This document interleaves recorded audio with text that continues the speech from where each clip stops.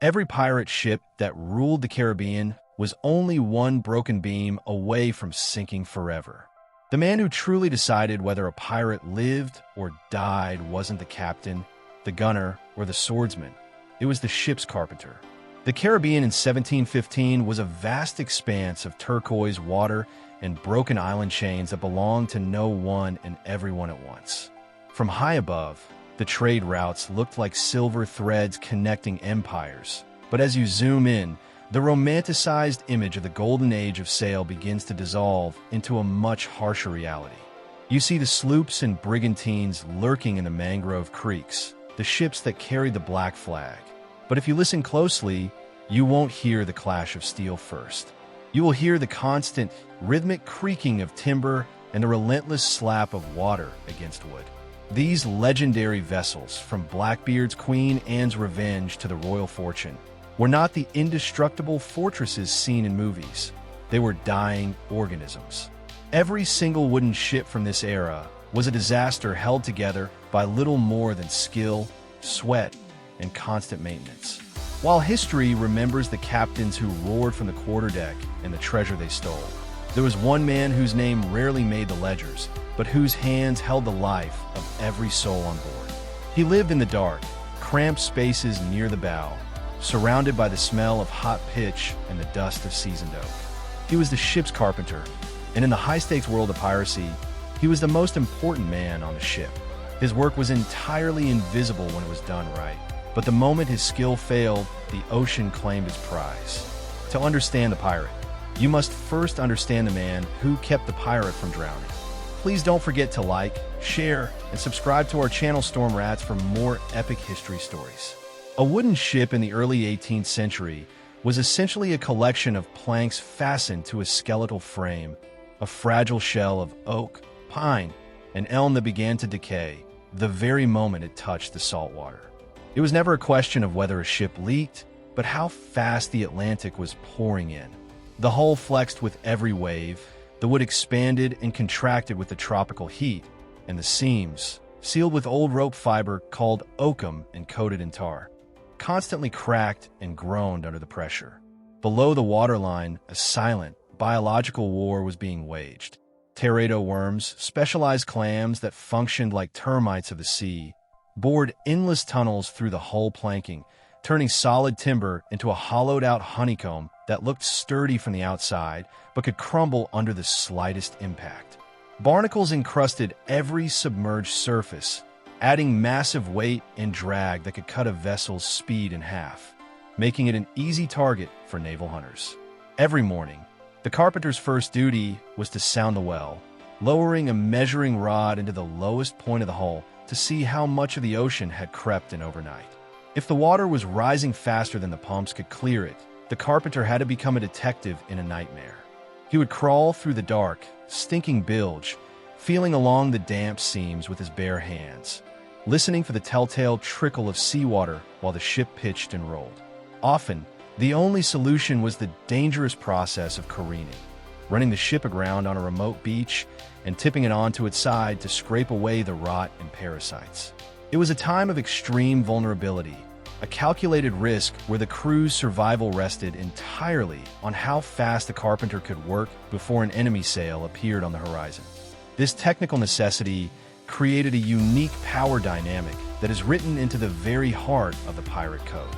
Pirate ships were remarkably democratic for their time, with crews electing their leaders and signing detailed contracts known as articles, but the carpenter occupied a class all his own. While a regular sailor might receive a single share of the plunder, the carpenter was often guaranteed 1.5 to 1 3/4 shares, putting him on equal footing with the quartermaster and just below the captain. The crew didn't do this out of generosity. They did it because they were practical. They knew that a navigator could get them lost, but a bad carpenter would get them killed. These articles even provided massive insurance payouts for the carpenter, with the loss of a limb being worth hundreds of pieces of eight, reflecting the understanding that a disabled woodworker was a catastrophic loss to the entire operation.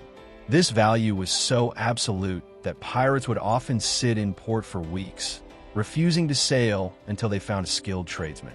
When they captured merchant vessels, They didn't just look for gold. They looked for the man with the calloused hands. Carpenters were routinely pressed or forced into service against their will, held captive while the rest of their shipmates were set free. This practice was so common that it became a standard legal defense in pirate trials. A captured carpenter could often escape the gallows by arguing that he was a prisoner of his own skill, forced to keep the pirates afloat under the threat of death.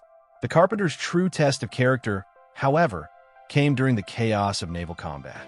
When a cannonball strikes a wooden ship, it doesn't just create a hole. It creates a localized explosion of razor-sharp splinters. During the Age of Sail, more men were killed by these wooden shards, driven into their bodies at lethal velocities, than by the iron balls themselves. While the rest of the crew was engaged in the adrenaline-fueled violence of boarding, the pirate articles specifically forbade the carpenter from joining the fight.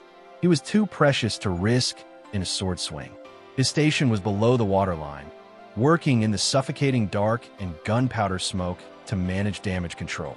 Armed with a mallet and conical wooden shot plugs, he would dive into rising water to plug holes that threatened to send the vessel to the bottom. But his role wasn't just defensive. He was the ship's primary modifier and naval engineer. Pirates rarely kept merchant ships in their original form. They needed speed and firepower, not cargo space. The carpenter was the one who cut new gun ports into the hull, reinforced the deck planking to withstand the massive recoil of heavy cannons, and stripped away interior bulkheads to accommodate a crew of 100 men where there used to be 20. He took the slow, bloated vessels of commerce and transformed them into the sleek, predatory machines of the Black Flag. He could read the sounds of a ship, diagnosing a structural failure from the way a timber creaked or a change in the way the hull moved through the water. This expertise gave the carpenter a silent veto power that could override even the most feared pirate captain. If the carpenter declared that the ship's structural integrity was failing or that a particular maneuver would snap the mast, the captain had to listen. To ignore the carpenter was to invite a mutiny, as the crew's loyalty was always to their own survival. History shows us the grim results of neglecting the wood. Notorious pirates like Charles Vane saw their careers not in a blaze of glory, but in the slow rot of a ship that could no longer outrun its pursuers. Even Blackbeard's formidable Queen Anne's Revenge, once a French slave ship, only became a legend through months of extensive structural refitting overseen by master carpenters. We tell stories of buried gold and the flash of cutlasses under a tropical sun, but the foundation of every pirate legend was actually laid in the dark belly of a ship, by a man with sawdust in his hair hammering oakum into a leaking seam while the rest of the world slept. The carpenter was the silent architect of the Golden Age, the one who turned a collection of rotting planks into a symbol of defiance. Without him, there were no adventures, no treasures, and no legends. There was only a group of desperate, angry men stranded on a beach, staring at an empty ocean and wondering where their ride went. In the end, the Black Flag didn't fly because of the captain's courage. It flew because the carpenter refused to let it sink. Every pirate story, if you look deep enough into the hull, is ultimately a carpenter's story.